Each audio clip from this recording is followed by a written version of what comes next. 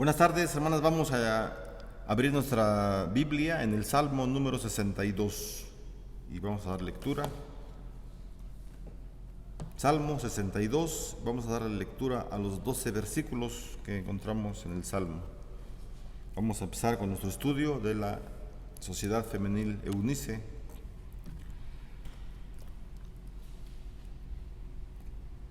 El Salmo 62 es también un salmo del rey David. Él escribió muchos salmos. El Salmo 62 es uno de ellos. Dice el Salmo 62: Al músico principal, a Jedutún, salmo de David. En Dios solamente está callada mi alma, de Él viene mi salvación. Él solamente es mi roca y mi salvación, es mi refugio, no resbalaré mucho. ¿Hasta cuándo maquinaréis contra un hombre, tratando todos vosotros de aplastarle como pared desplomada y como cerca derribada? Solamente consultan para arrojarle desde su grandeza. Aman la mentira, con su boca bendicen, pero maldicen en su corazón. Alma mía, en Dios solamente reposa, porque de Él es mi esperanza. Él solamente es mi roca y mi salvación, es mi refugio, no resbalaré. En Dios está mi salvación y mi gloria, en Dios está mi roca fuerte y mi refugio. Esperad en Él en todo tiempo, oh pueblos, derramad delante de Él vuestro corazón. Dios es nuestro refugio.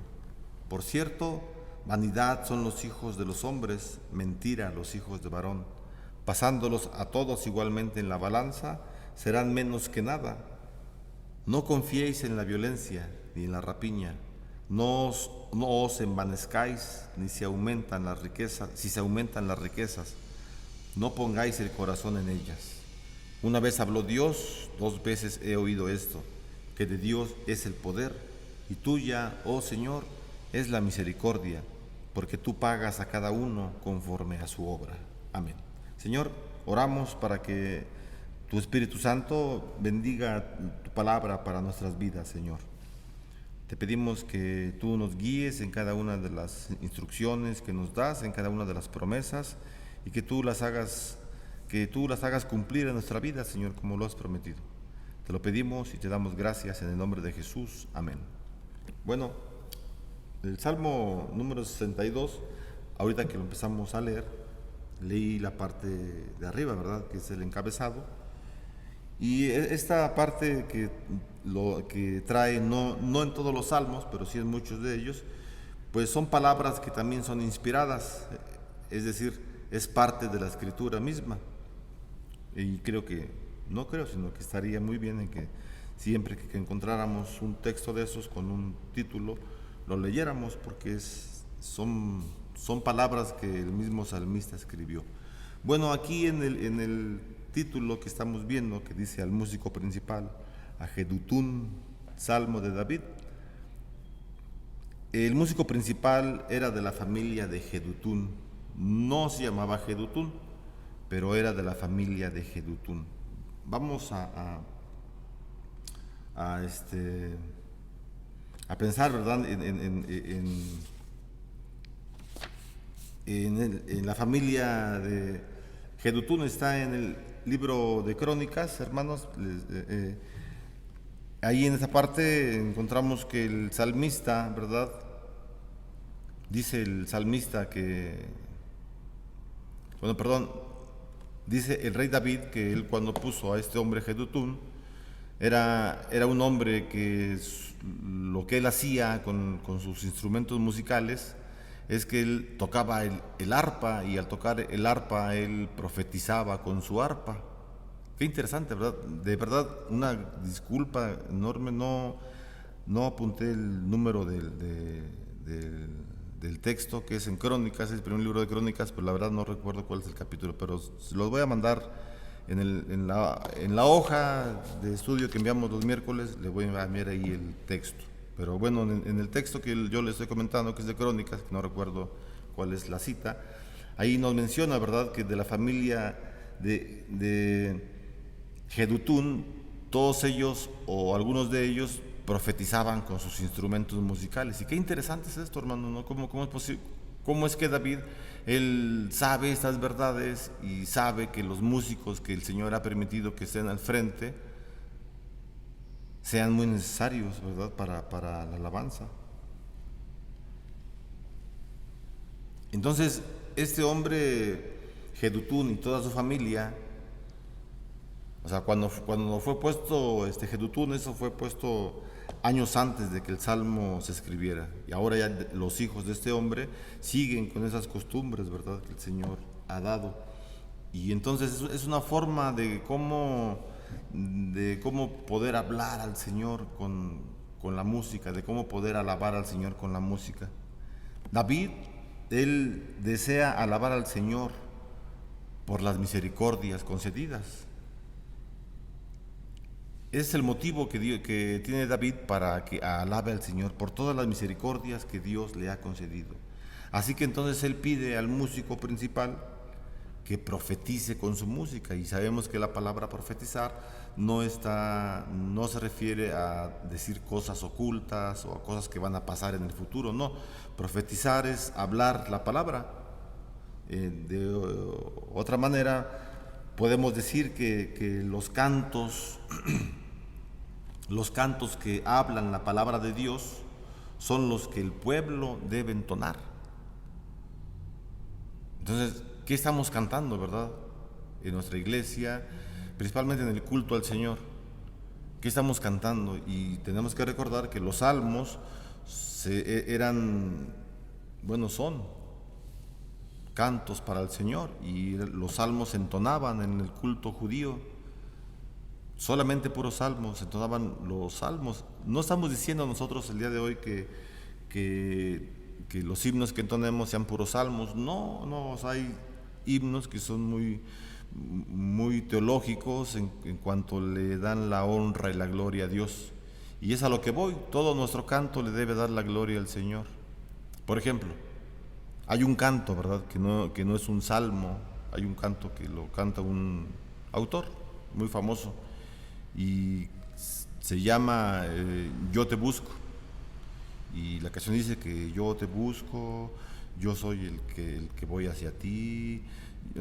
Yo casi dice, por lo que, o se puede intuir por la letra de la canción, que dicen: yo decido si me salvo o no me salvo, yo decido si pierdo la salvación o no. Y no es así. O sea, esos cantos no son bíblicos, pues, porque quien nos busca o quien busca al pecador es Dios. El pecador no busca a Dios. Romanos capítulo 3 nos dice que no hay justo ni aun uno, todos se desviaron, todos no buscaron a Dios. Así que debemos saber qué es lo que estamos cantando. Y son canciones muy bonitas. La canción que yo le digo es una canción muy bonita. Si usted la escucha, yo hasta chillaba antes de que conociera esto, ¿verdad? Porque cuando uno entra a la iglesia, pues no sabe casi nada. Y si entras a la iglesia y te dicen que de ti depende la salvación, pues tú crees eso, obviamente. Así como la gente te enseñe, pues tú vas a creer eso es obvio. Ya que tienes un tiempo, empiezas a leer por tu cuenta, con apoyo de libros, obviamente del Señor, ¿verdad?, del Espíritu Santo, vas a la Biblia, entendemos un poquito más. Entonces es importante, hermanos, que sepamos qué es lo que estamos cantando al Señor.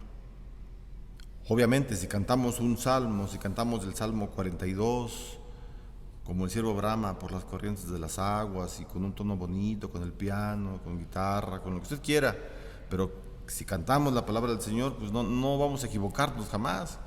Si estamos repitiendo canciones que el mundo hace, que los artistas hacen, muchos para sacar dinero, para hacerse millonarios con este tipo de música, si no son cantos bíblicos, pues aunque se oigan bonitos, pues no debemos entonarlos, y menos traerlos a nuestra iglesia, menos. Eso es importante, hermano. Entonces, así como una de las marcas de la iglesia es la correcta predicación de la palabra, o sea, se refiere esta marca de la iglesia a que cuando se predique un tema, se dé un estudio en las iglesias, debe hablarse solamente la palabra del Señor, nada más la palabra. Y no hacer interpretaciones personales, ni mucho menos, porque la Biblia nos los prohíbe. Entonces es muy necesario, ¿verdad?, que sí sepamos de qué manera alabamos al Señor. Eso nos va a dar una vida sana en cuanto a la fe. vamos a estar viviendo una fe bíblica sin problemas. Y si vivimos una fe bíblica, no va a haber nada que nos mueva, nada, absolutamente nada. Así que los cantos, hermanos, los cantos que hablan la palabra de Dios son los que el pueblo debe entonar.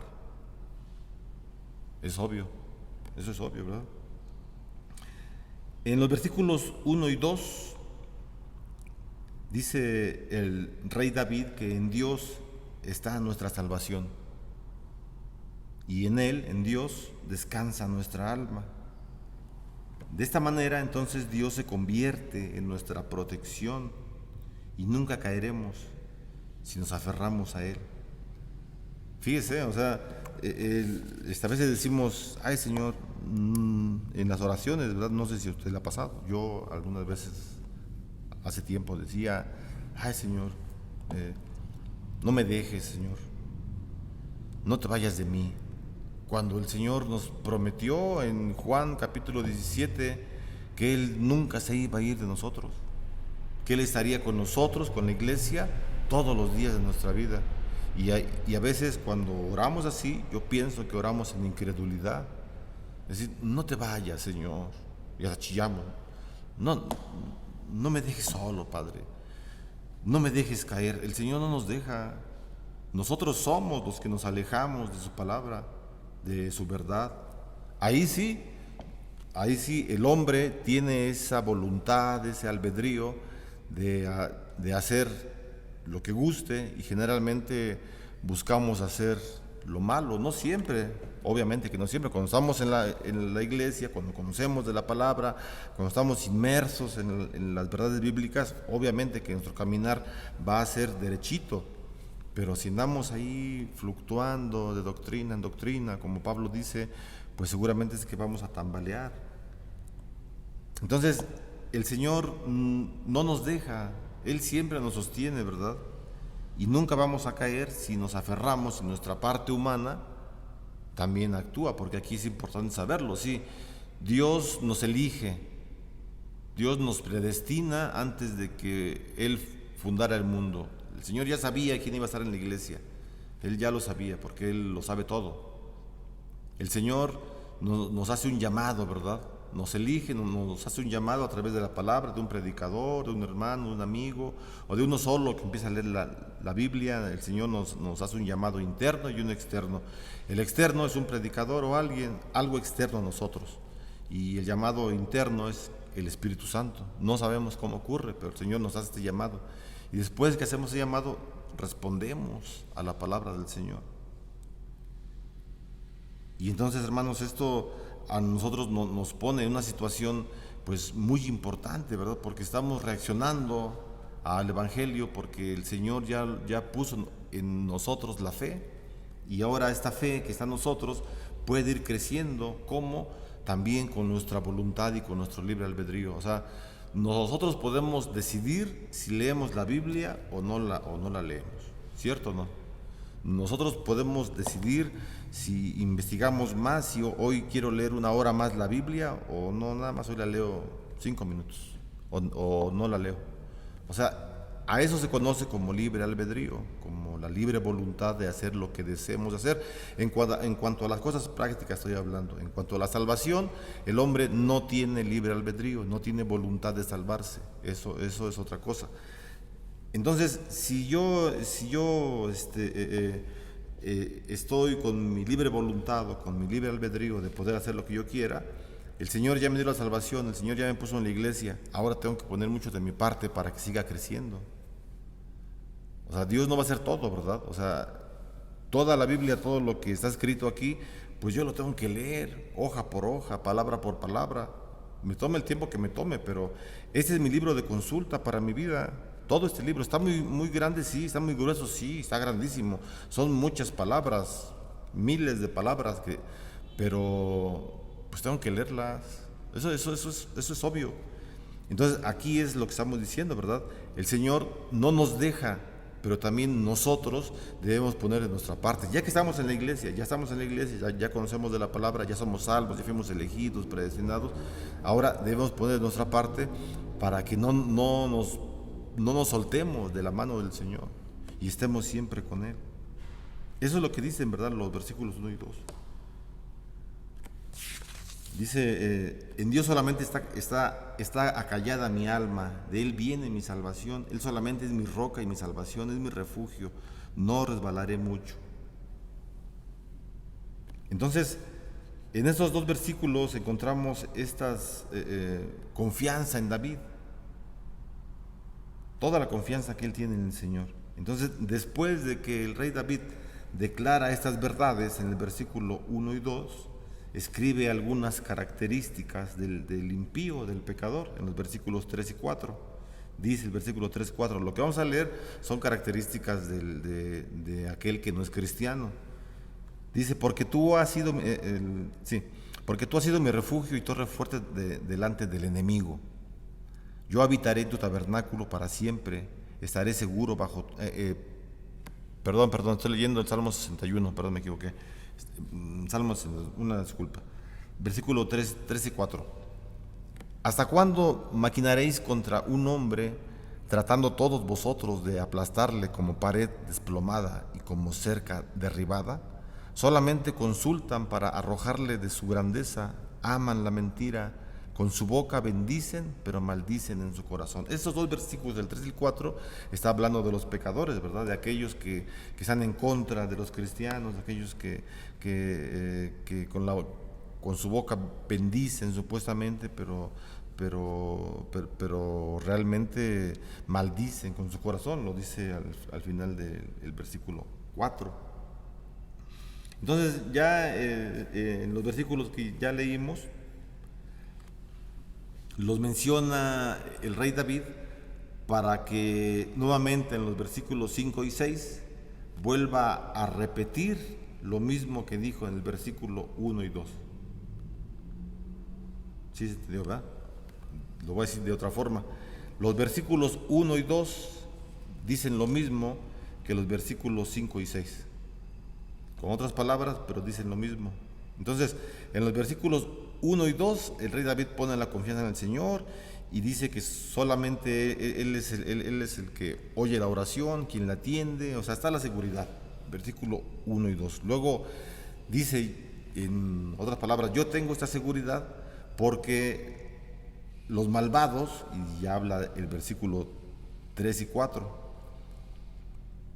porque tengo enemigos, dice al final del versículo 3, y el versículo 4 dice también, estaré seguro, ¿verdad? Porque tú eres el que me defiendes en contra de aquellos que aman la mentira.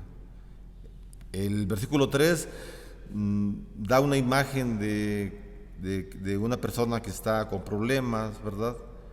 Dice, ¿hasta cuándo maquinaréis contra un hombre, tratando todos vosotros de aplastarle como pared desplomada y como cerca derribada? O sea, lo está dibujando como si ya estuviera a punto de caerse y están encima de los malvados. Y entonces, cuando ya habla estas características de los malvados en los versículos 3 y 4, en el versículo 5 y 6 vuelve a repetir la seguridad que tiene. Dice el versículo 5, alma mía, en Dios solamente reposa, porque de Él es mi esperanza. Es lo mismo que el versículo 1, dice el versículo 1, en Dios solamente está callada mi alma, de Él viene mi salvación. Versículo 6, Él solamente es mi roca y mi salvación, Él es mi refugio, no resbalaré. Versículo 2, Él solamente es mi roca y mi salvación, es mi refugio, no resbalaré. Es decir, dice lo mismo. Y hablábamos el día domingo que los judíos tenían esa costumbre de la repetición, para que es una forma de estudiar la palabra para ellos con las repeticiones. Y si miramos los salmos, muchos de ellos así están, se repiten las verdades, porque son formas de expresar la seguridad que tienen en Dios. Son formas de expresar que ellos confían en el Señor y el Señor es su refugio completamente.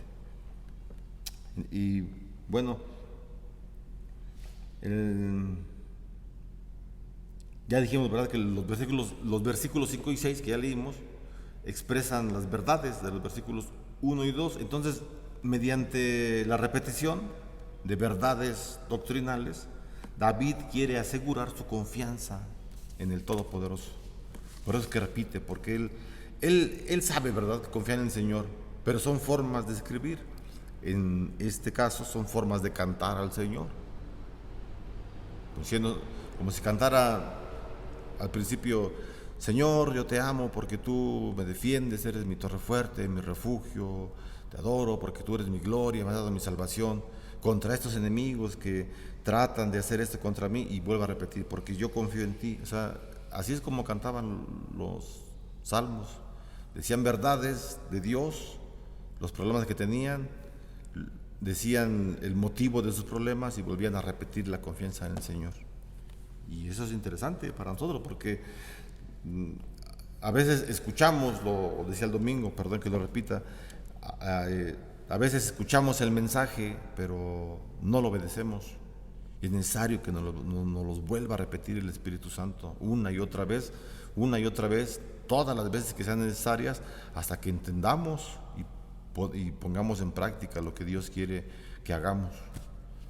Por eso son las repeticiones, ¿verdad? No es para fastidiarnos, ni mucho menos, no, es para que volvamos a escuchar el mandato, porque tendemos a eso, no todos, pero a veces tendemos a no escuchar, a oír, pero a no escuchar. Bueno, además de los siguientes versículos, del 7 y del 8, ahí estamos, ¿verdad? Bueno, los leemos el 7 y 8. Dice el versículo 7 y 8: Él solamente es mi roca y mi salvación, es mi refugio, no resbalaré. En Dios está mi salvación y mi gloria, en Dios está mi roca fuerte y mi refugio. David entonces está declarando que Dios es su salvación y su gloria, y compara al Señor con un refugio sobre algo sólido, sobre una roca.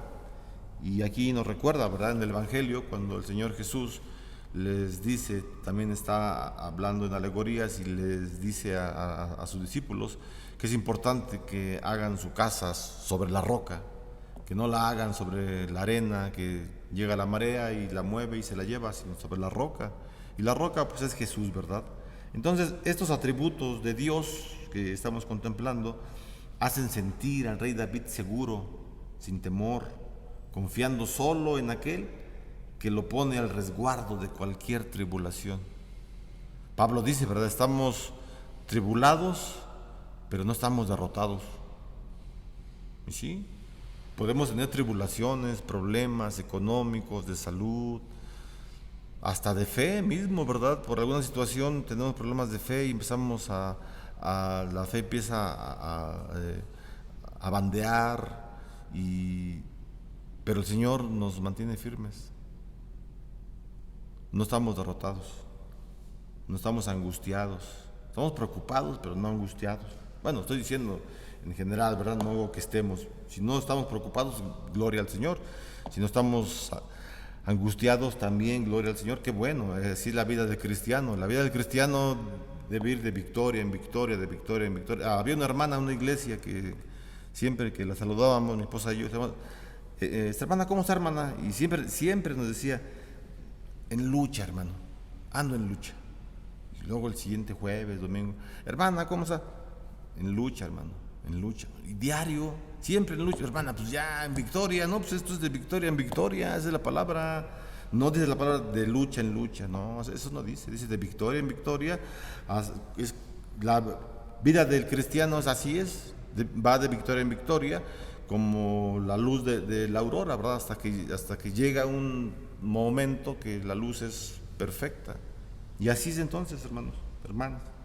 Entonces los atributos que ya estamos viendo, ¿verdad?, hacen confiar a David, que cualquier tribulación que él pase, Dios va a estar siempre con él. Bueno, vamos a concluir este estudio diciendo, ¿verdad?, que David recuerda que Dios ha hablado acerca de sí mismo, y él ha dicho lo siguiente. Dios ha hablado de sí mismo lo siguiente, versículo 11: una vez habló Dios, 2 veces he oído esto, que Dios es el poder. ¿Quién dice que Dios es el poder? Dios mismo. Y David recuerda esto. Bueno, Señor, no lo dijo Abraham, o sea, sus antecesores, Señor, no lo dijo Moisés, ni Noé, ni Adán, ni Abel. No, tú lo dices, que tú eres el poder, que tú eres el Todopoderoso. Y entonces David confía completamente en el Señor. Él es un teólogo. A mí David me gusta mucho porque es un teólogo. Él es teólogo, él sabe doctrina. Y él sabe y pone así en primer lugar en el versículo 11, Dios es el Todopoderoso. Si Dios es el Todopoderoso, lo que hablan los versículos 3 y 4 no puede prevalecer nada ni nadie en contra el cristiano, porque el Todopoderoso lo está cuidando, lo ampara y lo cuida en cada momento. Además de esto, de que Dios es el Todopoderoso, dice el versículo 12, y tuya, oh Señor, es la misericordia. Entonces, ¿cómo concluye el Salmo? Lo vuelvo a repetir. David recuerda que Dios ha hablado acerca de sí mismo lo siguiente, que Él es todopoderoso. De Dios es el poder y también de Dios es la misericordia. Así que, así como Dios confió en el Dios de poder, en el Dios de misericordia, nosotros igual, hermanas, confiemos siempre. Yo sé que lo hacemos. Sigamos confiando en el Dios de misericordia, en el Todopoderoso. Vamos a orar para terminar. Señor, te damos gracias porque nos permites estudiar tu palabra, Señor. Oramos a ti para que siempre haya esta confianza en nosotros, Señor, que tú eres el que nos da un refugio fuerte, tú eres nuestra roca, Señor, tú eres nuestro motivo de salvación, tú eres el que nos has elegido, el que nos has salvado, Señor, y te agradecemos por ello, Señor. Te damos las gracias y te pedimos siempre que esté la confianza puesta en nosotros, Señor, para que podamos caminar en donde tú quieres que andemos, Señor, cogidos siempre de tu mano, Señor, y que nosotros nos des fuerza para no soltarnos, Señor, sino que siempre estemos de tu lado, Señor, caminando lo mejor posible. Señor, oramos por cada una de las necesidades de nuestras hermanas de la sociedad femenil, Señor, que tú les bendigas, Señor, en la salud, en la economía. Oramos, Padre, principalmente por la vida de la hija de la hermana, del hermano Humberto Nájera, Señor, que tú la bendigas, a Denise Nájera, Señor, que tú le ayudes en la salud. Ella pues ha presentado problemas de salud, su esposo, su familia, Señor, y la hermana Esther nos pide, Señor, que oremos por ella, Señor. Te rogamos en el nombre de Jesucristo que tú nos ayudes a que ella pueda sanar. La confianza está a ti, Señor, solamente, y te pedimos en el nombre de Jesucristo que tú bendigas a Denise, que tú puedas sanarla, Señor, y que ella pueda también responder a ti, Señor, en agradecimiento, solamente reconociéndote a ti, que tú eres el que da la salud y la confianza en cada uno de nosotros. Te damos las gracias en el nombre de Jesucristo, nuestro Salvador. Amén.